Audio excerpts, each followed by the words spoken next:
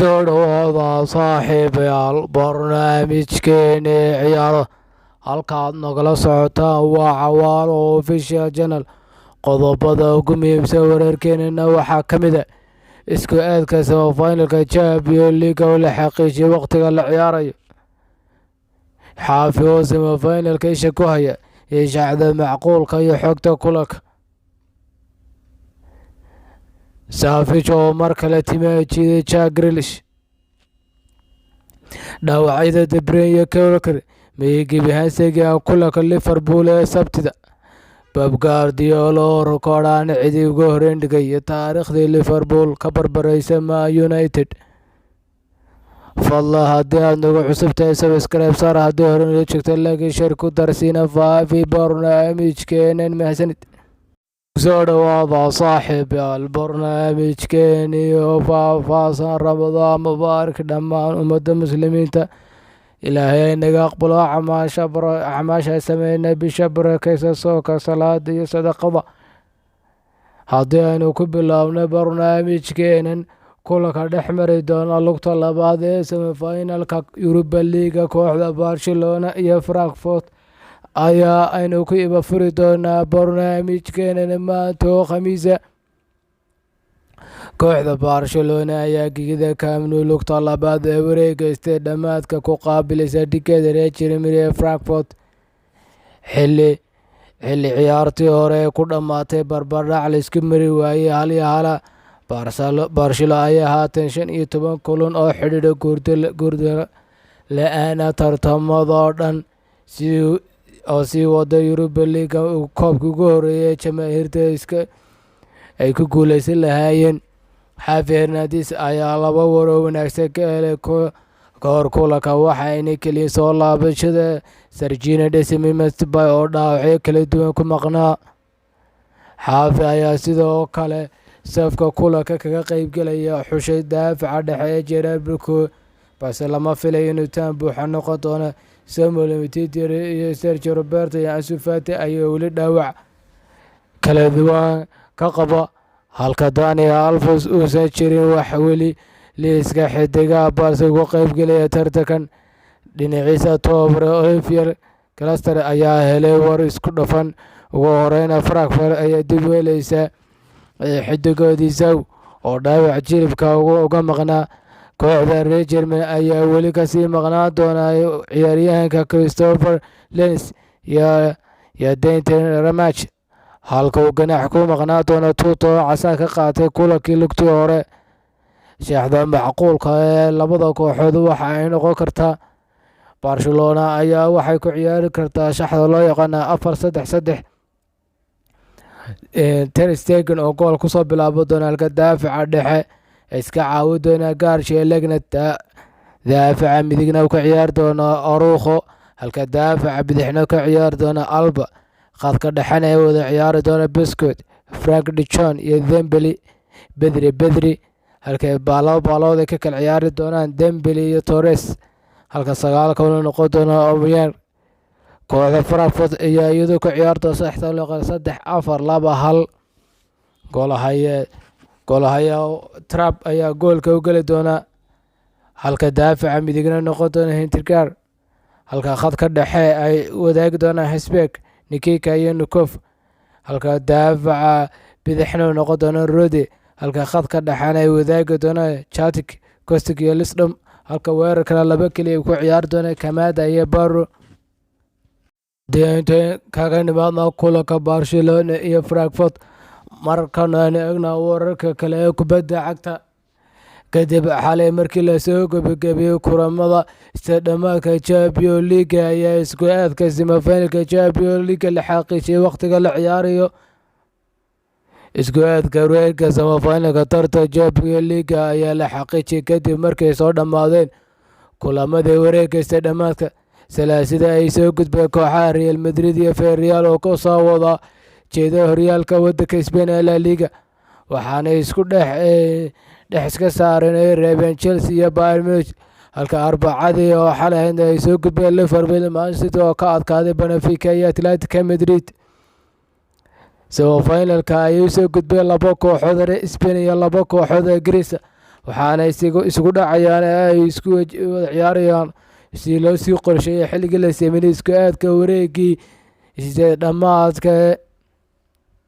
kooxaha reer Ingiriis ayaa haysta fursad ay isugu iman karaan finalka, iyo Man City iyo sanadkii labaad oo xidha tegi doonto finalka waa haddii ay ka guuleysatay Real Madrid. sidoo kale Liverpool ayaa raadinaysa inay ku guuleysato koobka ugu dambeysay sanadkii 2019. Real Madrid ayaa kooxda ugu guulaha badan koobka haysta 13 jeer, waxaana si xidh ugu guuleysay sanadii 2006, 2016, 17 iyo 18 waqtigaas oo tababaraysan Disney. taariikh kale haysatay Real Madrid ayaa in weligeed laga qaaday Champions League ay final soo gaadhay, hase yeeshee sanadkii hore wax semifinalka ku reebtay Chelsea. kooxahaas u soo gudbay semifinalka waxaa kala Villarreal, Real Madrid, Man City iyo Liverpool. isku aadka wareega semifinalka si ay wada ciyaari doonaan.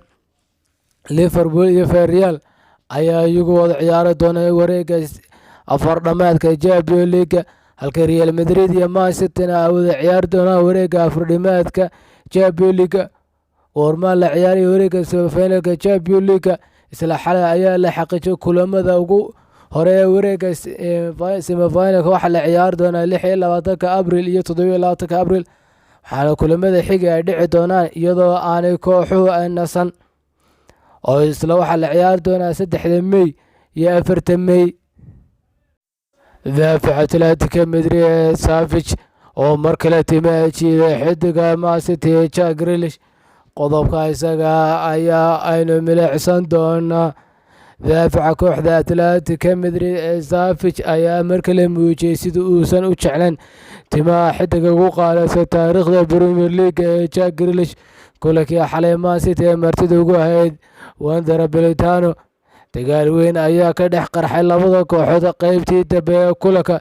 Philippe ayaa mar kale si xun u jiray Phil Foden oo xalay dhibane weyn ka ahaa kahor inta uusan Safi guriga ka dhex jiiday da'yarka isagoo doonayay in dhinac u saaro. isku dhaca kadib Safi ayaa ay ku soo xumeen xidigaha Man City oo isku dayay Grealish inuu dhinaciisa ka qayb qaato, isagoo yidhi waxaa tahay ula jeedo inuu ku caayo inuu yahay xubinta taranka dumarka. Safi ayaa sidoo kale isku dayay inuu dhibaateeyo kulankii hore Jack Grealish, isagoo timaha dhex jiiday Etihad Stadium ayaa mar kale timaha dhex jiiday xidigaas 117 milyan oo euro ku qiimeysan. xaaladda dhaawaceeda Bryan Wilker meegabaasega kulanka Liverpool ee Sabtida. Wilker iyo De Bruyne oo xalay dhaawac looga saaray kulankii Man City iyo Atletico Madrid ayaa aynu fiiri doonaa in ay Sabtida taan buuxa noqon karaan iyo in kale iyo xaaladooda dhaawac. kooxda Man City iyo tababare Pep Guardiola ayaa helay war aan u fiicnayn intii ay socotay kulankii barbardhac gool la'aanta ay soo galeen balse wareega afar dhamaadka Champions League u gudbeen ee xalay Atletico Madrid la soo ciyaareen. sidii la filayay kulankan ayaa dhacay gegida Wanda Belitano ayaa noqday mid awoodda jidhaanadii xoog muhiim ay yihiin xidigaha Diego Simeone si ay adag ugu ciyaareen. Pep Guardiola ayaa kulanka kadib sheegay in dhaawac ay qabaan xidigaha kooxdiisa oo uu soo garanaya wixii dhici doona toddobaadyada soo socda, balse ay haatay dabaaldegayaan inay kooxdiisa wareegga afar dhamaadka gaadhay. waxaan ku jirnaa dhibaato weyn, ma ilaawi karno inaannu 3 maalmood ka hor ciyaarnay, soo safarnay halkan nimid, inaannu qabno dhaawacyo badan. haatan ma garano waxaa dhici doona toddobaadyada soo socda, balse maanta waan dabaaldegaynaa sababtoo waa markii saddexaad ee taariikhda Man City ay gaadho afar dhamaadka Champions League. Pep Guardiola markasta ma ciyaari karno afar gool ama 5 gool ma dhalin karno, bini aadam ayaanahay. waxaa kaloo soo baxnay kulan adag oo Liverpool la ciyaarnay. De Bruyne oo dhaawacyo badan la soo kulmay xilli ciyaareedyadii ugu dambeeyay ayuu gaadhay dhaawac muruqa ahi isagoo kubad eryanaya. Walker ayaa wax kale ka noqday cagtiisa isagoo isku dayay inuu sii ciyaaro, balse awoodi waayay inuu goolka kusii jiro. ugu dambeynna Nathan Ake ayaa lagu bedelay. uma muuqato in Walker iyo De Bruyne diyaar u noqon doonaan kulanka afardhamaadka FA Cup-ka ee Sabtida.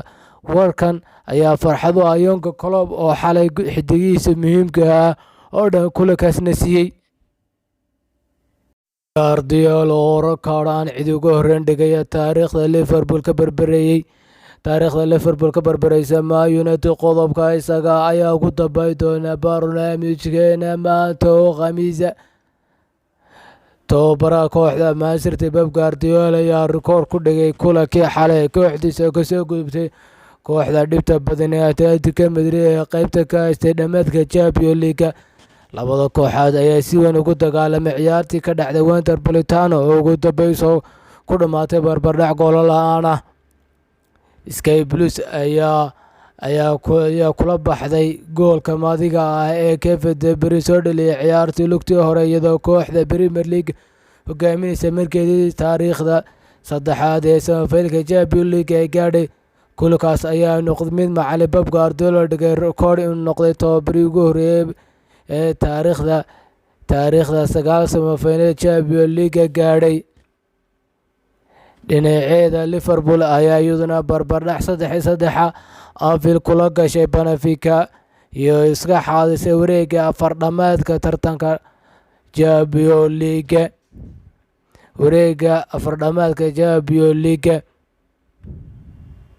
Reds ayaa barbaraysay rikoodhka Man United ee ahaa kooxda Ingiriiska ah ee inta ugu badan gaadhay afardhamaadka semifinalka Champions League Europa League oo 12 jeer.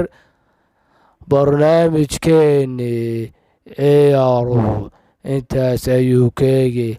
Fadlan haddaad nagu cusub tahay subscribe saar, haddii hore la joogto like share ku dar, siina faafi barnaamijkeena soo gaadho asxaabta jecel kubadda.